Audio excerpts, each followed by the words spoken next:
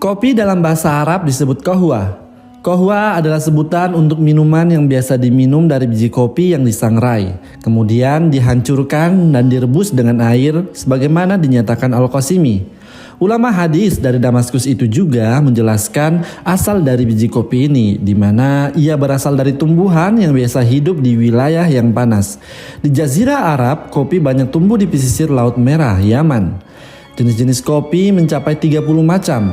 Kopi pertama kali terkenal di Arab, terutama Yaman, kemudian menyebar ke India, Eropa, dan Amerika Selatan. Asal mula tumbuhan ini dari Habasyah, Ethiopia. Ia banyak tumbuh di Yaman dan mendapat perhatian dengan baik. Maka kopi Yaman adalah kopi terbaik di dunia. Sultan Salim membawa kopi ke Istanbul tahun 922 Hijriah. Tetapi minuman kopi mulai marak dikonsumsi di sana tahun 960 Hijriah. Para fuqaha serta ulama sejarah Islam menyatakan bahwa orang yang pertama kali mengkonsumsi biji kopi atau bun sebagai minuman adalah seorang ulama sufi namanya Abu Bakar bin Abdillah Asyadzili. Ketika melakukan siyaha atau perjalanan spiritual, ia melewati sebuah pohon kopi lalu mengkonsumsinya. Ia pun merasakan bahwa kopi menenangkan pikiran dan membuat tetap terjaga dari tidur. Setelah itu, Abu Bakar memberi nasihat kepada para pengikut untuk mengkonsumsinya. Kalangan sufi juga memiliki andil besar dalam mempopulerkan minuman kopi, di mana disebutkan oleh Abdul Hayy ad-Damashqi bahwa Muhyiddin Abdul Qadir al-Bakrawi, ulama sufi yang juga mensyarah Sahih al-Bukhari dan Sahih Muslim ini, mempopulerkan minuman kopi di Damaskus, sampai-sampai di kota itu banyak berdiri kedai kopi. Tahun ke-9 dan ke-10 Hijriah, para ulama berselisih mengenai hukum meminum kopi.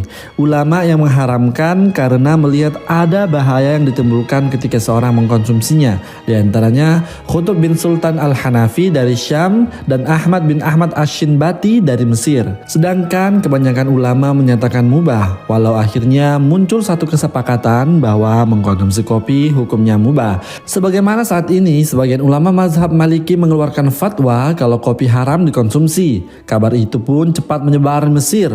Waktu itu Syekh al-Islam Az-Zakaria al-Ansari, ulama mujaddid dari Mesir pun diminta pendapatnya mengenai perkara ini.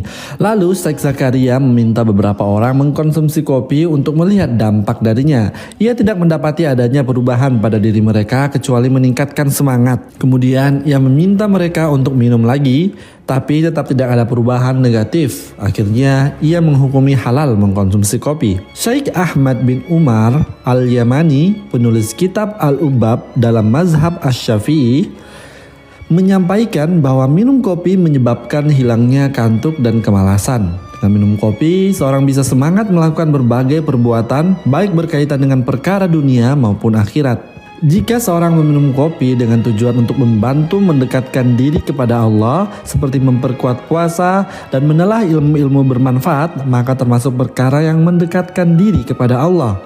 Jika meminum kopi dengan tujuan untuk membantu perkara-perkara mubah, maka hukumnya juga mubah. Kalau ia dilakukan untuk membantu perbuatan makruh, maka ia pun makruh. Demikian pula, jika bertujuan untuk membantu perbuatan haram, maka hukumnya haram. Dengan demikian, tradisi mengkonsumsi kopi dalam khazanah peradaban Islam bukan sekedar sebagai bagian dari gaya hidup, tetapi lebih dari itu. Ia merupakan sarana bagi kemajuan, baik untuk perkara yang berkenaan dengan dunia maupun akhirat. Semoga bermanfaat.